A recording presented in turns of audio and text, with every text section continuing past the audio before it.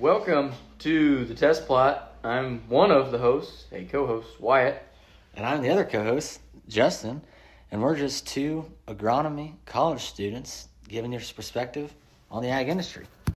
So we're just blowing the cobwebs out a little bit. It's been a minute since we've come and made an episode for you guys. So we had New Year's. Well, first we had exams from our first semester. And Everybody passed? everybody passed. Okay, that's good.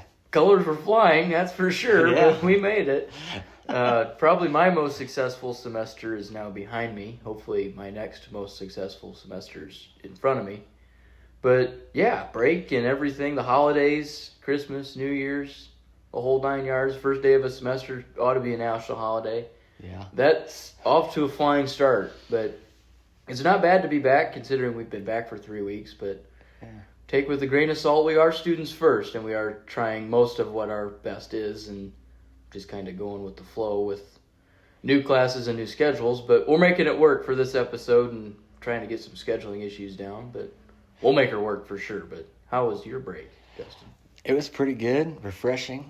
Yeah. It's always refreshing to go home for a little bit, but Mhm. we're back in the action up here in West Lafayette, and by golly, it's a cold one up here. It is cold. I mean, shoot. Like, it's cold. I think the last weekend we stayed at the apartment, or in the apartment, because it was negative double digits outside. Yeah. I mean, that's borderline unacceptable. Pretty much. I like snow and winter and all the things that come with it, but that was too much. The little car, I drive a Volkswagen Bug, and the little thing, bless its heart, did not want to start. So, Yeah, I mean, tackling those issues would have been interesting. the old Ford Bulldozer, also known as Ford Edge. Yep. How many times collectively have we jumped a car this week? I think this week alone we've had to have jumped a car maybe 5 times. That's pretty impressive. I think it's very impressive. I mean, I think more of a shout out to the battery jump pack thing Justin's uncle got. That thing's pretty cool. I think it's cool. It's got more power than the sun on steroids. Yes, it does. I mean, by golly, it makes that Bug spin over fast. Yeah. We got a new battery overbrake for that little car, and it already was spinning over with intent. But now it is spinning over trying to do some serious stuff. Mock Jesus. Mock Jesus is right. So. It is going faster than the speed of sound, but it works. It's fantastic. Just make sure you plug it in every night because you never know when you're going to need it. So if we could do a product review of this, which I'm not saying that's out of the question for future episodes, but product review number 1 is that battery jump pack, whatever the heck it is, but it's fantastic. It's pretty nice. It's legit. Anyhow, so the reason why we haven't been on here is because we're, being very academically, I guess. Mm-hmm. And so we really are in 3 weeks. I guess we should maybe have learned something, but we're still fresh. But we'll just kind of give you a brief overview of what classes we're, I guess, not performing in. How about Performing, yes. Performing is actually a great word. that?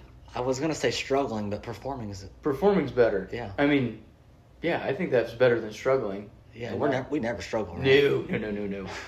We're D1 college students. Yeah, Academic weapons we are. yeah. But, yeah, go for it. So I'm in, 5, 6 classes? At least I didn't say 6, 7 classes. 5 and 6. I'm in soil fertility.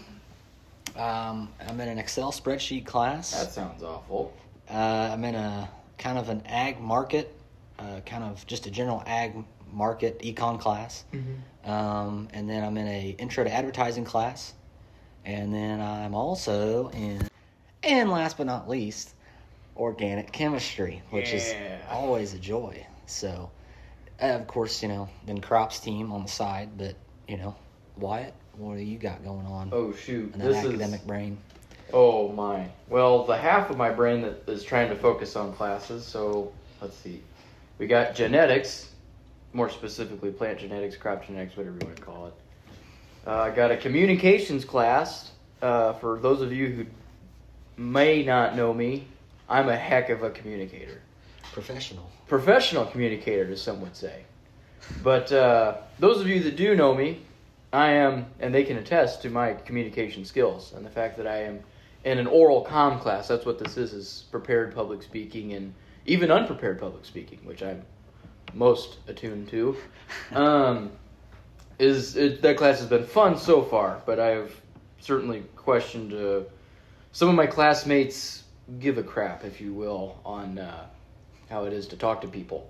But then I'm in a political science class, which this one's interesting. It's called a political science class. But it's about modern weapons and the evolution of weapons themselves. So we started in the 1400s, and now we're up to the beginning of the industrial revolution, going from samurais to guns and how awesome they are. So, and we continue all the way up to tomorrow. Like, if that doesn't make your eyes sparkle, I don't know what does. I don't know. It makes me feel like a patriot. Yeah. I mean, shoot, that class just, it itches something deep inside my brain. But getting technical and historical with how guns are is pretty neat. It recalls the moment before a Purdue football game when we all say, I am an American. That's right. I am an American. And that class just kind of reiterates it. But it's fun. And the professor is pretty interesting. A very kind of stubborn old man-ish. He doesn't take no crap. He's very matter of fact. We only have 3 assignments, and those are the 3 exams for the class. So I do enjoy that aspect of it. Yeah. But yeah, that one's not bad. We are in weather and climate, which it's actually an agronomy class. It has an agronomy course code, but it doesn't talk a whole lot about like the weather and climate of growing stuff. It's just weather and climate. But that professor's pretty cool, young guy, but yeah, anyhow, it scratches the weather itch too, I suppose. But the crown jewel of Wyatt's schedule is chem. And me and chem have never gotten along. I scraped through in high school. I am scraping through in college. The nice thing is, this first 3 weeks, 2.5 weeks actual content, we've learned about why diesel fuel gels up and what makes adjuvants work. So 2 very important factors in most anybody in the ag industry's life are now being explained in great detail by a very speedy professor in a chem course. So, I mean, it's interesting. Stuff I know I could have gone the rest of my life without knowing, but it's neat knowing some of that stuff. So do you and Kim get along like a squirrel in the end of a .22 rifle? Yeah, that's about it.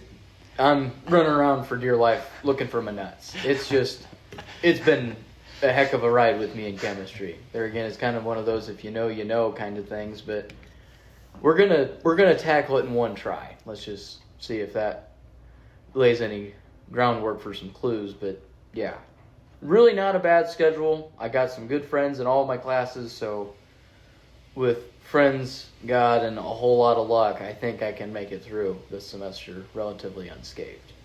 But now, really, the meat and potatoes of the podcast, you don't listen to us blab about our schedules or our lives here at the Purdue University. You come to listen to 2 knuckleheads talk about ag Take stuff. that, Ohio State. Take that, Ohio State. We are better than you. We will be better than you. And that's about the end of it. So, into the of the weeks. I guess I can kick it off with the Bible verse of the week, which comes from Deuteronomy 6, verses 4 through 7. So this one is kind of a heavy hitter, at least I would say so. It kind of makes you feel like you should run through a brick wall. As our first episode of 2026, I think it's pretty good. So yeah, Deuteronomy verses 4 through 6, if you want to turn your Bibles to it, or you can listen to my pretty voice read it out loud to you here in just a second.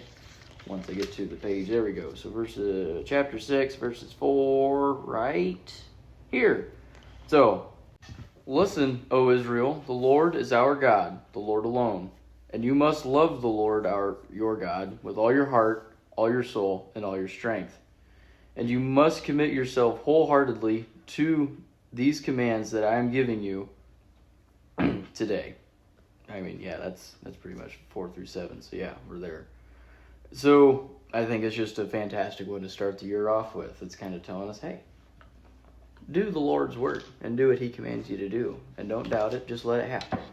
So, there again, I'm no preacher and I'm not real philosophical, but I still think that's probably one of my favorite personal Bible verses. And I don't know, it just seemed fitting for our first episode of the year, maybe a little inspirational for y'all. But I think, I thought it was pretty touching. Yeah. Well, and the inspiration behind it, one of our near dear friends here at Purdue got a bracelet for Christmas from his significant other, and it had that verse on it. And I'm like, I'm not real fluent in Bible. I'm working on it. So I'm like, I'm going to look that up. And I read it. I'm like, well, man.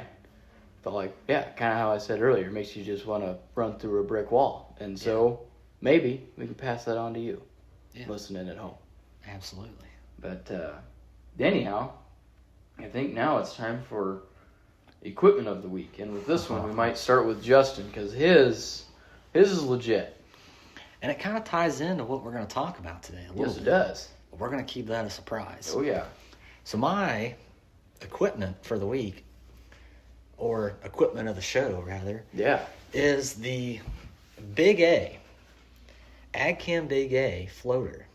Now, this thing is a unit. Mm-hmm. When we say unit, we mean unit. Absolute unit. All caps. Yes, absolutely. So this thing, it's got an 8.3 liter Cummins engine in it, with an Allison automatic transmission, Even better. and 3 big floater tires. And when I mean float like a boat. Float like a boat. So this thing's got an absolute unit. It's also got a 5-ton dry box on it. And, it spreads fertilizer and lime like nobody's ever seen back when it first came out. Mm-hmm. So it's an absolute unit. Beast. And has been, serving farmers and co-ops since the 80s and 90s. And now we've got some really nice irrigators that do the same work. Yeah. So I think the 3 float machines, though, I think are kind of starting to make their way out of the industry a little bit. Okay. We're starting to see some four-wheel floaters now, Mm. but it kind of was a revolutionary item Yeah. to the ag industry in terms of fertilizer application. Cool. So what's Wyatt got on the list for us today? So, I'm a Red fan, right? I mean, both Aren't we all? We are all Red fans. There should be anyways. Bless those who aren't. But the kind of the granddaddy of all big deal kind of case IH tractors, that is the first generation Magnum, the 7100 series. Now, this came out in 1987. It was Case getting away from those 86 series Grindomatic transmissions. Got power shift now. Like, we are living the high life. So, yeah, it came out in 87. It ranges all the way up from 130 horse to 200 plus. And that's without some tunulating on it. So, by golly, you can crank some power out of these babies and look good doing it, because these things are just sexy. I mean, you just can't get over it. It's cool. And it's red. I mean, duh. But it had utilized a brand new Cummins engine made for this tractor. I did not know that until I was researching. The 6T830. You Cummins people out there, if you know it, I'm sure you're loving it. But I don't know much about it other than I know it's reliable. It'll last forever. And my golly, do these things hold their value. I mean, shoot, I'm not finding the price you're getting these things brand new, but if we're just looking at the old marketplaces, we're looking at $65,000, $70,000 for one of these 7130, 7140 tractors, and they got multi-thousand hours on them. I mean, they're not ragged out, but they have seen some dirt, and they are expensive. Yeah. And I mean, shoot, it's just talk about investment. That tractor is one of them. It just shows you the value of those suckers. And, I mean, if that sucker doesn't give you goosebumps, I don't know what would. There's a 1206, but that's about it. That's pretty much. So, I mean, shoot. It's just cool looking at the pictures of this thing. But very snazzy and very reliable tractor to this day, as is any other red tractor. So, yeah, I think that's about it. I didn't know it came out in 87 personally. I thought it came out in the mid-90s. So, Yeah. there's what I learned this week, is that the Magnum series came out in the late 80s. There we go. Learn something new every day. Yeah. But, yeah, 7100 series and the Big A floater. Both revolutionary items to the ag industry. For Extremely. Sure. So, now... Is it time for the best part of the show? Well, the Bible verse is the best part. I would say yes. Bible verse, especially this week, that's knocking it out of the park here. But now it's time to... Not only are you hearing our opinions on an ag topic or an ag issue, you're getting our musical opinions and what our song of the week is, or songs of the week. We each bring one to the table. So Justin, you can take it away with yours, because both of them this week are fan-frickin-tastic. So mine, I thought hit pretty hard over break. You're just sitting down, maybe watching the snowfall, but not this year. No, we had a muddy Christmas. Saw the sun shining, sitting on a beach pretty much. Dang near. Down there in southern Indiana. Mm-hmm. Sitting there anyway, and you listen to the song Enjoy the Ride by Colby Acuff. Acuff? I should know this, right? It's okay. It's Acuff, but take that for whatever you want, right? Yeah, it's fine. It doesn't matter about the artist, right? No, it's just a song. Anyway, Enjoy the Ride is just a heavy hitter. And, it kind of goes along with that Bible verse. It makes you want to run through a wall. Mm-hmm. And you're going to enjoy that ride through the wall. Oh, yeah. So we'll drop a link for sure. Yeah, absolutely. Just be prepared because it's a really good one. Yep. And get a brick wall closed because as soon as that sucker ends, you're running through it. Absolutely. I feel bad for all the masonaries around because they're going to be busy. Yep, that's for sure. So what also is great is Wyatt's song. Now, my song is my favorite for this particular artist. He's from anybody who grew up in the 90s, considering me and Justin were both born in 2005. We weren't really a thing yet. We weren't a thing, but it's fine. This song was, which is all that matters, because this is the best song, I won't say by this artist, but it's probably one of the best songs that makes up playlists.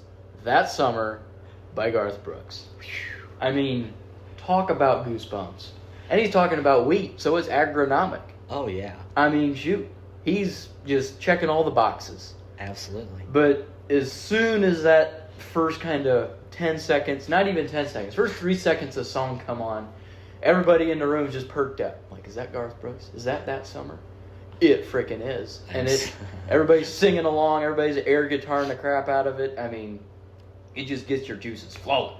Oh, yeah. And now, when it's negative penguins outside, it gets you in a different frame of mind. I have an Aunt Katie who said it's the roles reversed. She was listening to Christmas music in her dorm when she was here at Purdue trying to cool her off. Well, we're listening to That Summer trying to warm us back up here in the Arctic that is West Lafayette.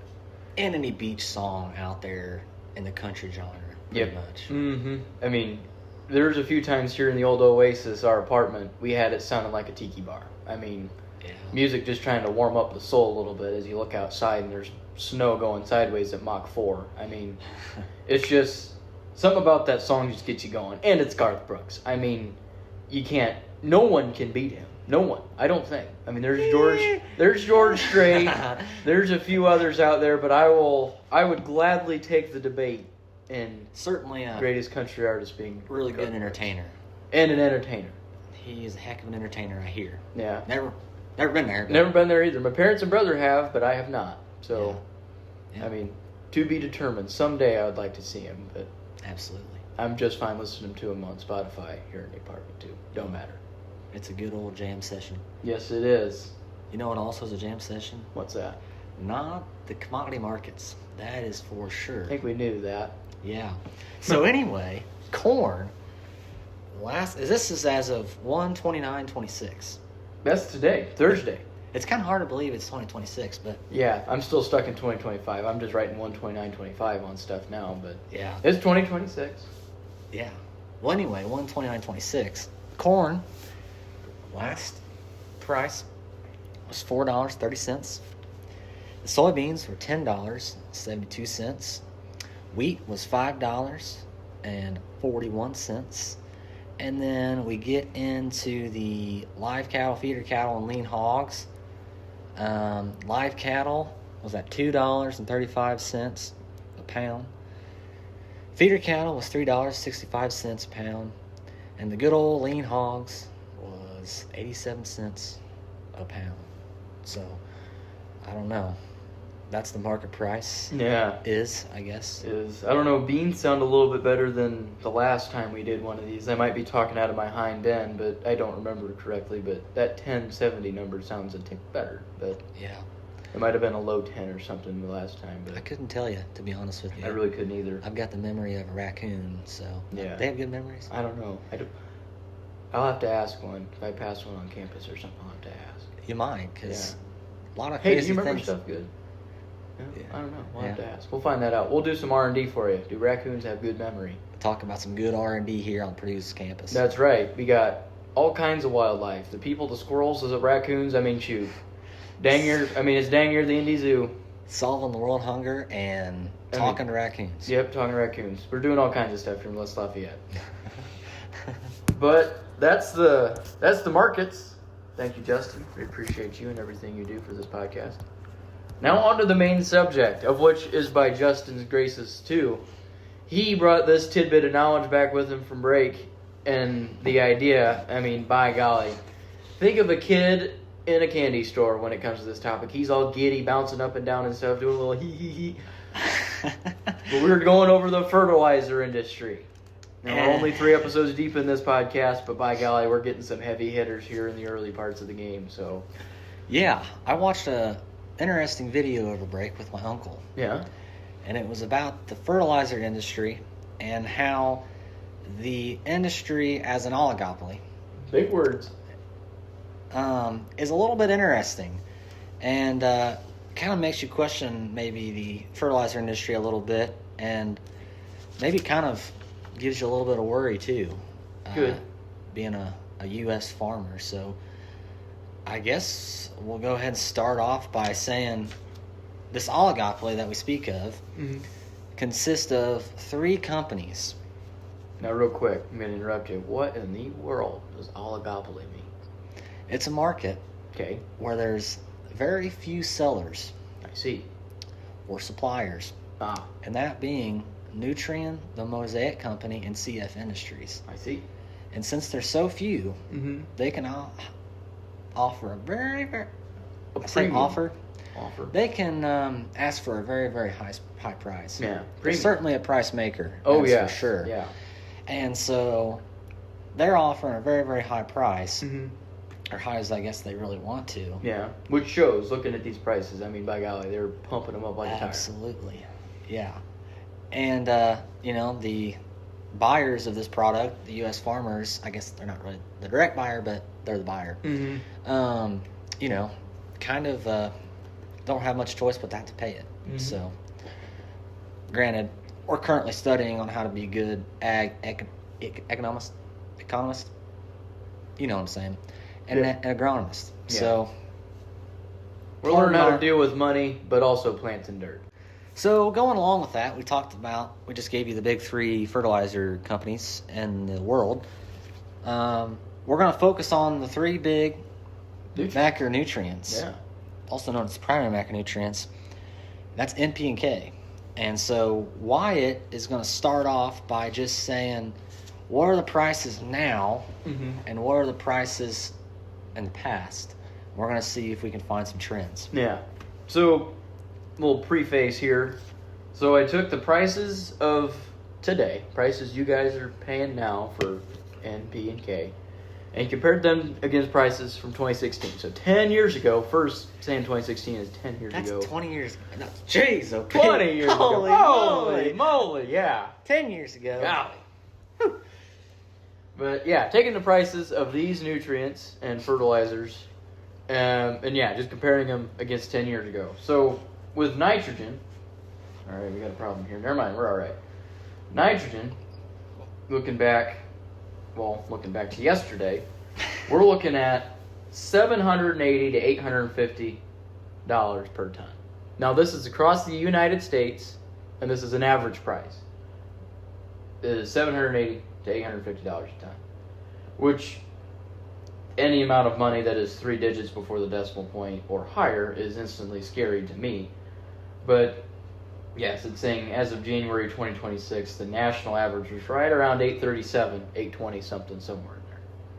Now we're going to get in a time machine and head back to 2016. The approximate national price for anhydrous specifically, and that was that previous price too, was for anhydrous, was $500 to $600 per ton. Now, I mean, there's a big old difference. I mean, Justin and I were looking at the corn prices between 2016 and now, considering corn is the biggest user of anhydrous, really the only one. There's no difference. It was $320 something in 2016, and it is, what did you say earlier? $4.30. $4.30, and we have seen worse this season, or this year, so to speak. So, to me, that's just nuts. Yeah. We're going to pump up prices. We're going to be conservative in saying $200 for anhydrous over 10 years, $200. But corn prices are going to really, in general, stay roughly the same. On average. On average. Now, we had great years like what, 21 So and 22? 2022, we saw dollars, corn up $6, $7. $6, $7. And that ain't no joke. No. So that kind of leads you to believe, okay, well, as the corn price goes up, fertilizer price is going to increase. It makes sense. That's economics. And there's also something else that happened in 2022, and that was the whole Russia-Ukraine deal. Yeah. So that increased the price of fertilizer as well. Now, in order for fertilizer companies to, I guess, keep doing their business thing. They are businesses. They have to make money. We can't discredit a business for wanting to make money. It's America. They needed to increase their fertilizer price by 15%. Right. Well, funny story. When they did that, they still had an 85% profit margin. Well. So that's kind of interesting. Kind of makes you think a little bit. Yeah. But it kind of makes you to believe that did fertilizer companies use the corn price going up, well, from, all the good stuff, to increase the nitrogen price, to then use that as an excuse. To have high nitrogen now. Yeah. Yeah. Pretty much. Mm-hmm. Which is funny because going off of, prices, U.S. farmers are paying the global price. Yeah. Which I did not know that. Yep. So that's pretty interesting, I guess. But to go into a little bit farther deep, and I don't want to get too far down that rabbit hole. Yeah. It's kind of funny, the fertilizer companies, have that 85% profit margin, and to see that, where's this money going? It's kind of like, okay, well, maybe they need to use this money to spend to, into research and development and things like that. Yep. That can maybe give you a little bit of like, okay, maybe that's what... I'm paying for something. Yeah. Because you think about us paying for seed and chemical. Yeah, chemical. We got to pay a high price for that because of that R&D and all the things that go into developing that. And that's the stuff we want to see progress. We want to see new genetics. We want to see the good stuff coming out of our chemical purchases and stuff like that. That's the kind of stuff you see a real return on investment. But whenever you got, fertilizer, you're getting the same old stuff from 30 years it's ago. fertilizer. Yep. So it kind of makes you a little bit wonder what the heck's going on with all that profit margin. Well, we all know what happens here in 2026. Folks like to spend their money on green energy. Yeah. So that's kind of a little bit, I don't know, maybe a little bit suspicious when it comes to fertilizer companies using that profit margin on green energy. And, ultimately, for having higher dollar corn and then increasing the price of the fertilizer to see an 85% profit margin, and then to see a very, very high profit for fertilizer companies in 2022, kind of makes the U.S. farmers a little bit, I don't know, kind of have a question mark above their head. Confuzzled.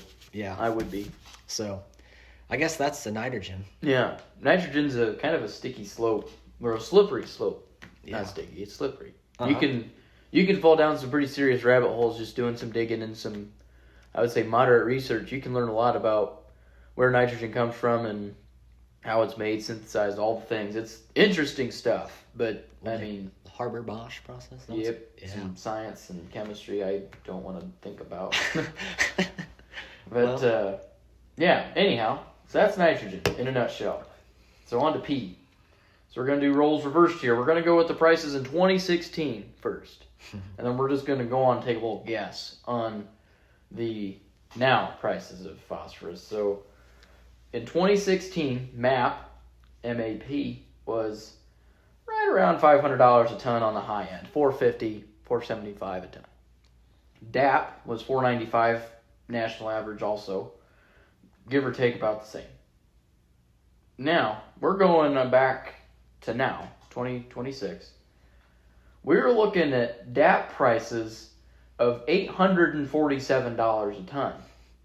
And MAP prices are right ahead of them at $863. And there's some products out there that are at $900 a ton. I'm not real good at math, but that's double. That's damn near double. Shoot. That's 10 years.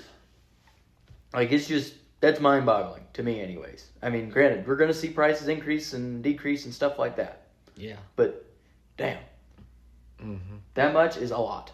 Absolutely. So, I guess to kind of add a little bit to that, Mosaic controls 75% of the U.S. phosphorus market.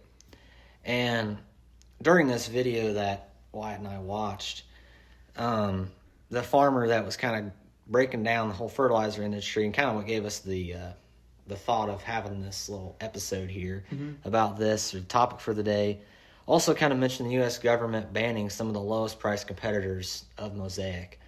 So kind of makes it easy for a company in an oligopoly to make more money. So Get dangerously close to a monopoly there. pretty close. Almost like the board game. Yeah, pretty much. It's an interesting game. Yeah, it is. You got Park Place, Boardwalk. I'm more of a railroads guy. I like the utilities too. That's a smart plan too. Yeah. Well, I guess that's phosphorus. Yeah. I mean, I don't know. I mean, prices are just, and it's funny to think about, the price increase dang near double. Is that what we're saying? Yeah, double. We're going from $4.95 to $8.60. And corn price going maybe up $1 since 2016 on average. Yes. So, kind of wild, to be honest with you. Yes. So, I guess without further ado, let's get into the fun K+, potash. Potash. Which, yeah. So we'll do the same thing. We'll start in 2016, go to 2026. So potash, 2016, 260, 360 a ton. That doesn't sound out of reason at all. I guess, there again, I wasn't too deep in the whole farming thing. I'm not even now. And so 260, 360, there again, I don't know much, but that doesn't seem awful. Going on up here to late 2025, early 2026, we're looking at potash prices going from 260, 250, something like that, to 447 per ton. And then, I mean, this is going back a little bit more, but in 2022, I had no idea it got up to dang near $857 a ton in 2022 is what my sources are saying. For potassium sulfate? Yes. Okay. And there are products out there now that are at 9. They're in the 9s per ton. And that was the middle of 2025. So, riddle me this, Batman. How, on God's beautiful green earth, do potash prices go from between $260 and $360 a ton to over 900 in 10 years? If we're doing percent increase, that's a lot. That's over 200% increase. It's a heck of a jump, that's for sure. Yes. And what's kind of funny here, potash, we know comes from Canada. Yep. And America's largest. Nutria, or Nutrien, whatever you want to call it, and Mosaic control, it's a 50-50 share in the market. Okay. And what's kind of interesting is there is a little bit of speculation that are these two working together, also known as collusion. Collusion's a big word, but I think it means working together to do some shady stuff. Pretty much. Okay. To maybe, make prices as high as they can make them, while also getting the business. Which that would show. I mean, 260 to 900's no small thing. Yeah, absolutely. But I mean, potash is certainly I don't know. It's not in a good spot either. So no, I mean, this is just me thinking here. Is that probably one of the most widely used fertilizers out there for NP and K? I mean, and anhydrous ammonia, that's used all the time, but you hear all kinds of people saying, oh, I gotta go spread potash. Oh, I got potash. Yeah, you hear a lot about it. People doing a lot of stuff with it. Yeah. Every year, nonstop. Would you say that's probably one of the most widely used fertilizers? I would say so, but I mean, even nitrogen, we're using, like I said, nitrogen a lot too. Yeah. Corn, wheat, all the good stuff, right? Yeah. But potash is another highly used one, right. For sure. And it being that expensive, and people using it as much as they do. And we mainly use that one form. Mm-hmm. So instead of like phosphorus, where we're using DAP or whatever, whatever we want to use, 1034O, whatever. And nitrogen, we use all kinds of different get a few different forms. options there. But yeah, potassium, though, it's all from that one. So it's kind of interesting. It is, yes. And that's just macronutrients. We're not getting into the weeds with all the micro supplements and stuff. I mean, I've worked with a few micro supplements over the summer. Yeah. And there's a lot of them. Oh, yeah. There's NPK, and then there's a whole periodic table of other ones. Yeah, what do we got? 17 essential nutrients for crops. Yep.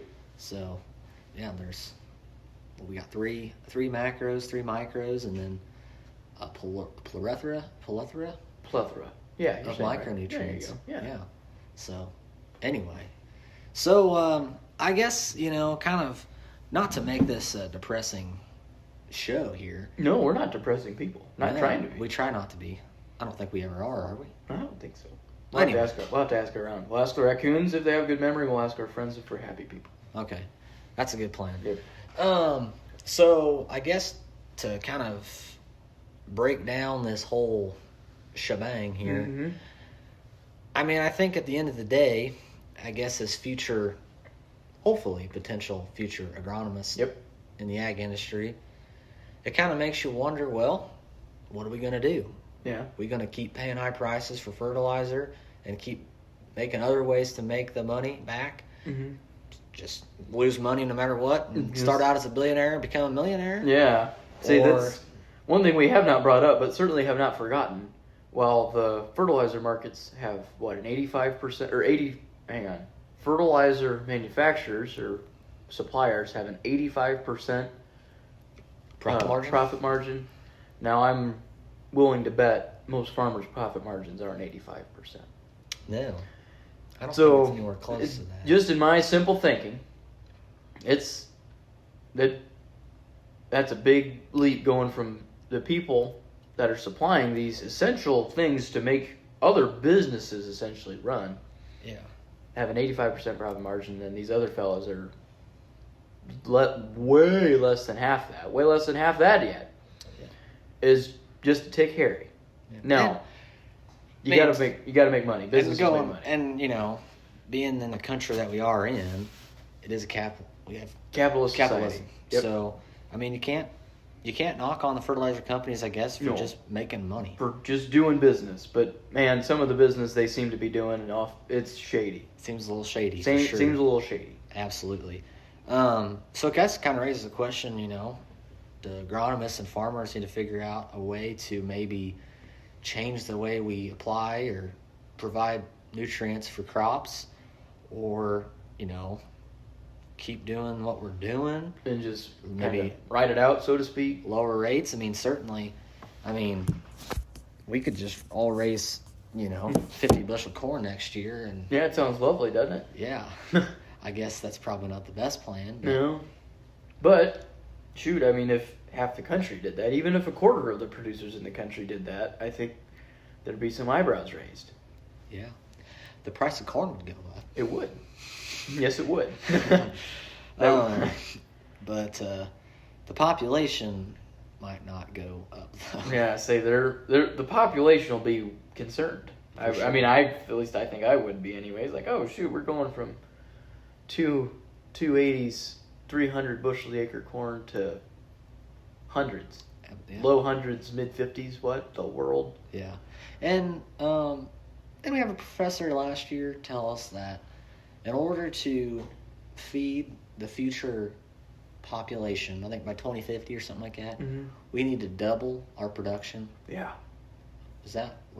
That's dang close to what we had in that world crop production class we had. Yeah. He did say that. And yes, looking at my notes, he did. So.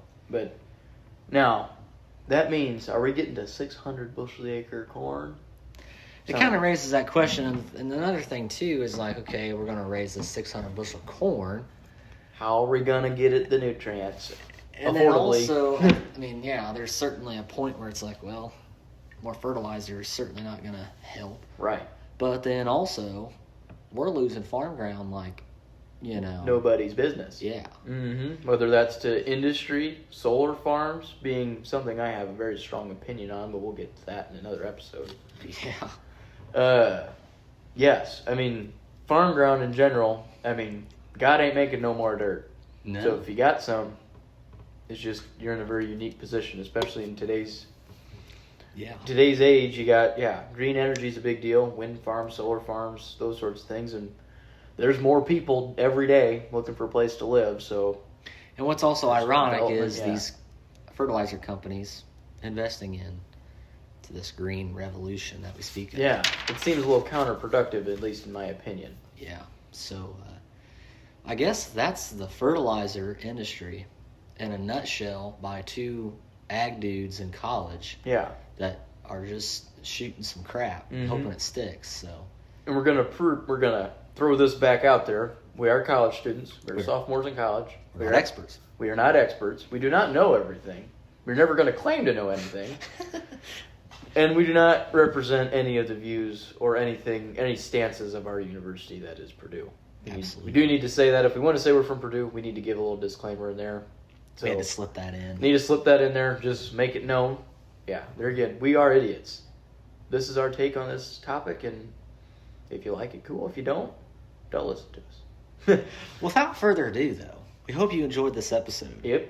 I know it's been a long time coming for us, Mhm. and I think some of our fans have been getting a little bit feisty. Little antsy. We've had some folks that are in old Lily Hall Life Science saying, hey, when's that episode? So it's good to know we have fans. Yeah, it's But- kind of like, man, Shoot. people actually like us two retards, you know? Uh-huh. Yeah, it's legit. I mean, having people wanting to listen to us it's just kind of cool. But if you have any suggestions, feel free to email us. Drop us a comment down below. Don't forget to give us a like if you do enjoy this episode. Comment if you like it, great. If you hate it, tell us why. But be sure to email us. That email was not created just for you to look at. Please email us if you got long, drawn-out questions or long, drawn-out thoughts in general. Feel free to email us at thetestplot at gmail.com. Yeah, that'll get responded to pretty quick. Ain't no hotline, but by golly, we do watch it like a hawk. So Yeah, we're not the FBI or the CIA, but no, by golly, we're on. enthusiastic We are podcast enthusiastic. creators. Yes, we are. So, So yeah, in terms of new stuff, I got a logo drawn up for some of this. Maybe the next episode we'll throw a picture, maybe either at the beginning or somewhere in the middle when it's brought up. Once we get some finishing touches done on it. Thought of changing up some episode spacing, maybe changing up how far apart some of these things are. Whether it certainly won't get any closer together. And granted, we've been pretty bad about doing the once a week thing, like we said we were going to be. it's got to turn into once a month. It might turn into once a month. That's a very real possibility. But if you have any strong opinions on it, let us know. Absolutely. Yeah, we'd love to hear it. So yeah, thetestplot at gmail.com. Drop us a line, comment. We'll take suggestions for Song of the Week, Bible Verse of the Week, or Equipment of the Week. If you got something of yours you'd like us to talk about, especially if it's red, send it our way. We'd love And I nothing mean, more. we'll accept the deer too. There's some deers out there that are pretty neat. There's some really good, 10-pointers, 15-pointers. There is. Did you see any this fall? Well, my brother got one, but I never did get one. Okay. He got a 7-pointer? So Yeah, I that's think not you're too, right. that's not too bad. Cool. So, Yeah, I mean, I ain't no deer hunter, so Sam, I can't sit still that long. I can't be quiet that long. Yeah, we both have the ADHD. Whatever it That is. is PTS, not that one. No, it isn't that one. OCD, all the stuff. Well, right? it certainly isn't a PhD. Yeah, that is for certain. But anyhow, I we get it. really do enjoy making these. It is a lot of fun. But if you got any suggestions there again, I'll say it for the third time. Like, comment, subscribe, turn on the notifications. That way you know when these two idiots send you something new. But until next time, we'll talk to you all later. And don't forget to share. Toodles.